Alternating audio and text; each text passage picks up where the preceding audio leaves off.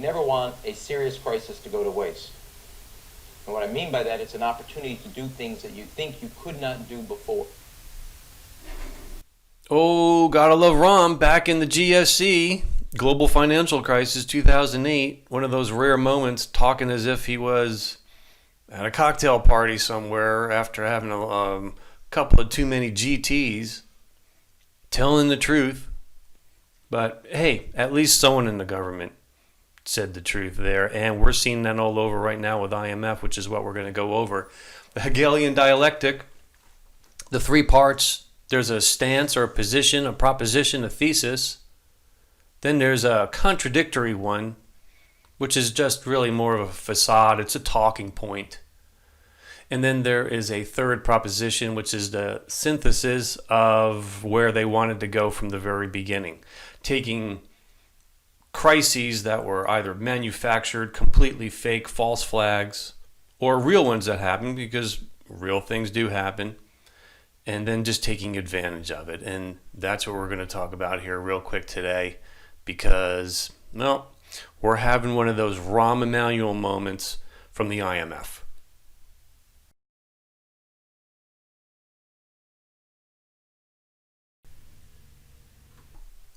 So we're going to go over here the new IMF. I say new, it's within the last year. She took over in October 2019. You got to know a little bit about the background of the woman who's now running the face of the IMF. And it clearly has always been about central planning. Sometimes not as bad as other times, but now with her, it's pretty bad. So getting along with Rahm, we have an entire world put down on a lockdown because of government officials. It's not. A virus doesn't do lockdowns, okay? It's your government at work locking down and destroying literally the world for something that, in terms of factual statistics, is less than what we deal with every year with the flu. And only a sick psychopath would call this a once-in-a-century opportunity. And that's what the director of the IMF, Christina Georgieva, has said only in the last couple of weeks.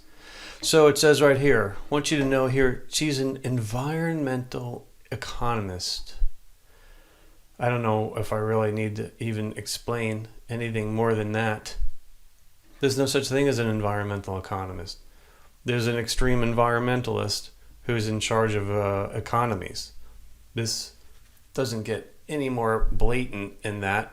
And here she is talking about the once-in-a-lifetime opportunity to bring about the Hegelian dialectic for her communist dream, her Marxist dream, to take over. And putting someone like this in charge of monetary funds as if they're capitalists is pretty insulting.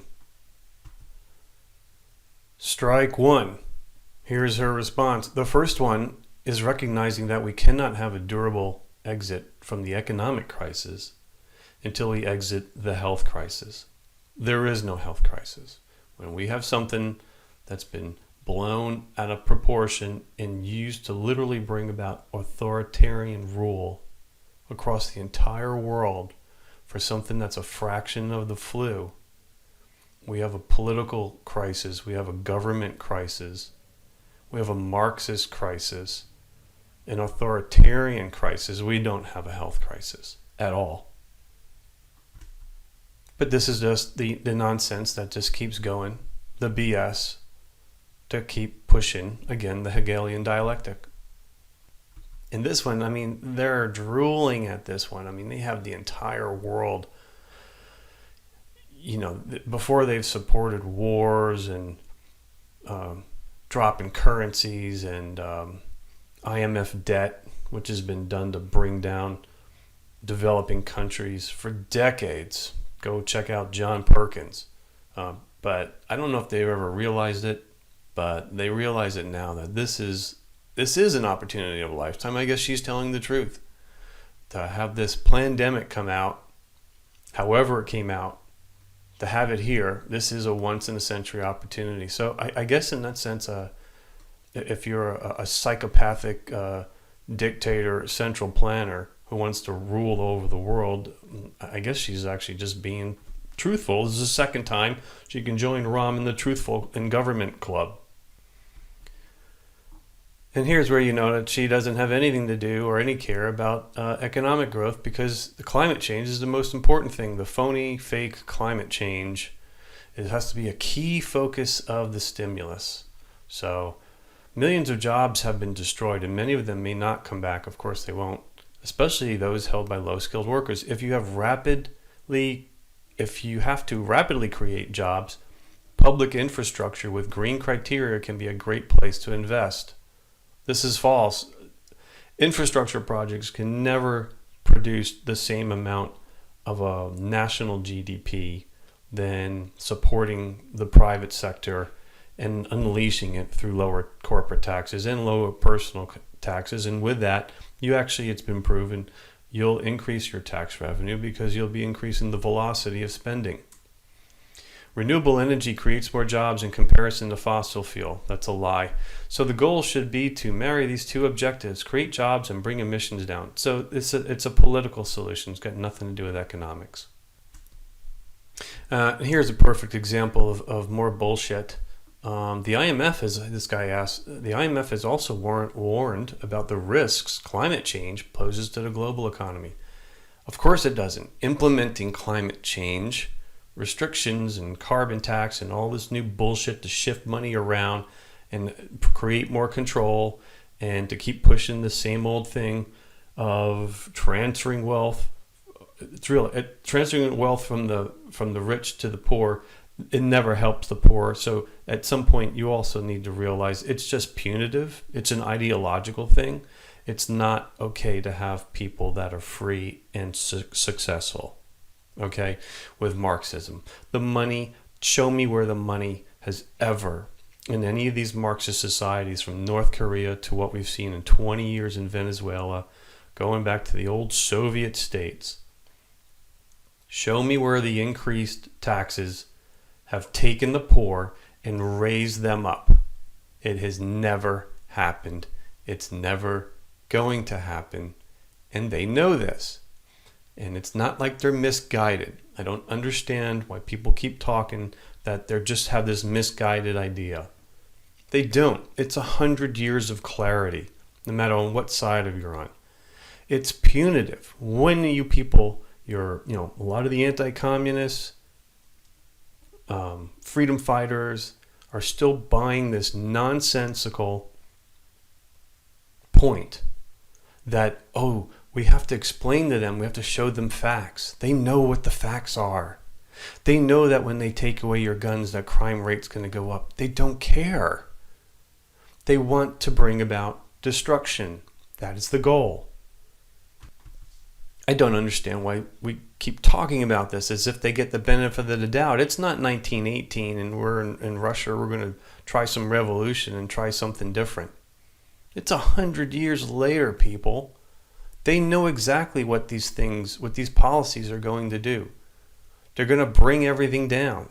That's the point. They know this. Wake up. I mean, this is just some of the greatest bullshit you'll ever hear in your life. So she says, quote, early on we talked about how we can better inform decisions on the basis of assessing risk to financial stability related to climate. Okay, I'm going to pull my hair out. The fund invented stress tests, which are now universally adopted to judge the health of the banking system. We want to build one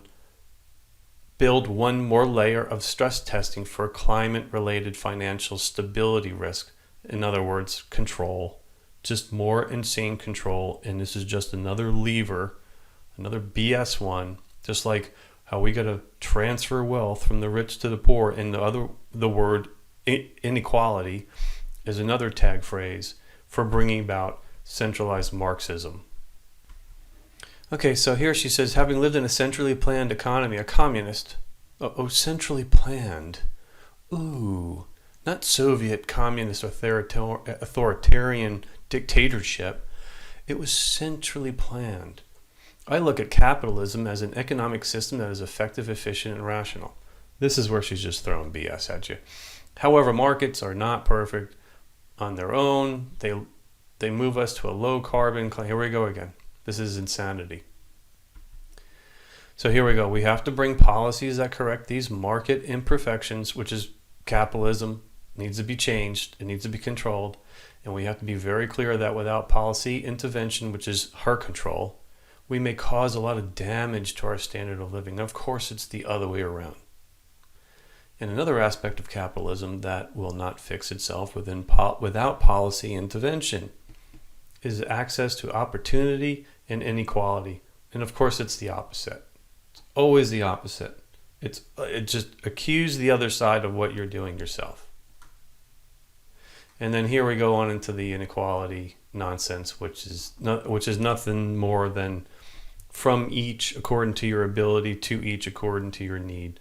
And there's nothing more evil than this push for against what they call inequality. And all it is not ever about supporting opportunity, equal opportunity. Now, that's what we all support. It's all about equal outcome, which means it reduces you down into a widget. It takes away your humanity because you're literally nothing more than the widget standing next to you, behind you, or in front of you. You're nothing more than that. And of course, these bastards are always the ones hoarding up all the money, living the life, and in every centralized communist society, from Cuba to North Korea and to the old Soviets, or some of these equivalent oligarchical countries, a couple of them in the Middle East, like in Saudi Arabia, although Saudi Arabia is better than even a communist country, but it has this serious ideological dictate. The ones at the top, the people of the family, they don't live by those rules. They're all phonies. They all keep and hoard all the money. They don't pay their taxes. They drink to excess. They do this, they do that. They never live by those rules. We have so many examples of that throughout this pandemic, of all the Lugosi's from San Francisco without her mask on, getting her hair done, and on and on and on. It's always the same thing with these people. Don't ever fall for this. And they've wrapped it up around this. It's always about equality of opportunity, not equality of outcome. Equality of outcome is a centrally planned Marxist beatdown to make everybody a slave. All right, so what are our takeaways? We always spend some time. Let's make sure we always get some value out of it, some ROI. Hegelian dialectic. Rom's never let a crisis go to waste is right next to the perfect example for the Hegelian dialectic. Something happens, there's a fake reaction to it, and then there's the goal that they always wanted. I've been saying this and telling my kids this for years. There's always two reasons why a government will tell you they're going to war. There's two reasons. There's a reason they tell everybody, and then there's a reason that's the real reason, and they're never the same. And this is the same thing. Just realize that this is just a play of positions for an already preconceived target of control. IMF role is a Marxist one. Sometimes we have some of them in play as directors who are more Marxist than others, and we certainly have one right now. But you have to realize right after World War II, bringing in the IMF was, in Bretton Woods, here you have a war that just ended, and then we're going from the hot war going right into the Cold War. But it was already the beginning of the changing of a paradigm of authoritarian control of world domination. And in the past, usually individuals, it was a cult of personality, the Stalins, the Hitlers, the Maos, the Castros, the Chavezes, and the IMF. The IMF is a centralized place of planning for the financial part of the control attempt of a Marxist dictatorship, which has always been the goal, a centralized goal from World War II, and the use of the IMF, and then the Global Economic Forum, the World Economic Forum, and these other ones have their different parts to play. One's more financial, one's more political. You have the United Nations, which is more of that political part. They all come together, and it's very clever because their paradigm is the change from a cult of personality of one dictator, from a Chairman Mao, from a Stalin, to a Khrushchev, to a Chavez, to Castro, and so on. And to move it away from one person and move it into a movement. And now with a movement, nobody gets too hung up on one particular person because they're only there for so long. And then they get replaced. But the role of the IMF is the same, and it's control. Third thing we learned is environmental economist. I mean, that's as big an oxymoron as you can ever think of. The fact that the director or the IMF chief is called that, you already know. I mean, this is getting a little bit blatant right here in your face. You'd think they'd be a little bit more subdued, and in other times they are. But with the use of the pandemic and using this as a shield, a lot of times they just come straight out, and we're seeing that everywhere now. From cities burning to riots, to support for domestic terrorists like Pro-Tifa, I call them. They're more fascist they're not anti-fascist, they're pro-fascist. And it's just right in your face when the IMF chief wants to tell you that her main goal is about climate change. You realize she's got nothing to do with wanting to help out the world economically, which they can't do anyway. You can only help yourself. Anyway, until next time, remember the points, and we'll learn something new in the next time. Be seeing you.